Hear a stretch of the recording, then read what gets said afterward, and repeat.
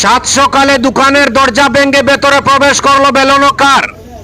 অপ্রাপ্তবয়স্ক চালকের জন্যই এমনই দুর্ঘটনা ঘটেছে বলে দাবি। ঘটনাটি সংঘটিত হয়েছে শুক্রবার সকালে কাছাড় জেলার কাটিগড়া চৌরঙ্গি তৃণকাল সংযোগী পূর্ত সড়কের ব্যস্ততম করইখান্দি চৌমাথায় ভয়াবহ এই সড়ক দুর্ঘটনাটি ঘটে। এতে দুর্ঘটনাগ্রস্ত বেলনো গাড়ি ও একটি দোকানে ক্ষতিগ্রস্ত হলেও রাত জুড়ে প্রাণ রক্ষা হয় অপ্রাপ্তবয়স্ক চালকের। আশঙ্কা করা হচ্ছে ঘন কুয়াশার কারণেই হয়তো এই দুর্ঘটনাটি ঘটেছে। জানা গেছে একটি বেলনো গাড়ি চৌরঙ্গি থেকে তৃণকাল অভিমুখে যাওয়ার পথে রাস্তার পাশে থাকা একটি দোকানের ভেতরে ঢুকে পড়ে। সে সময় দোকানের ভেতরে কেউ না থাকায় বরাত জোরে প্রাণ রক্ষা হয় গাড়ির চালক সহ দোকান মালিকের। পরে ঘটনাস্থলে পুলিশ উপস্থিত হয়ে দুর্ঘটনাগ্রস্ত গাড়িটি সরিয়ে নিয়ে যায়।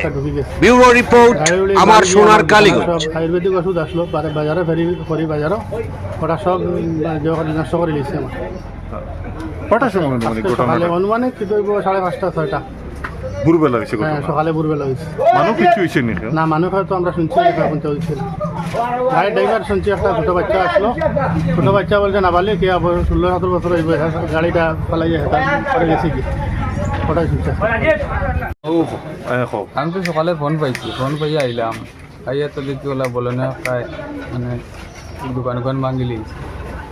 ভাঙার পরে তো মানে কত সময় পরে পুলিশ আইছে, পরে মালিক তো খুঁজিয়ে পাই না। পরে মালিক আইছে, মালিকে কইল এইটার সম্বন্ধে কিছু জানে না, যা ইন্স্যুরেন্স আছে ইন্স্যুরেন্স সকল।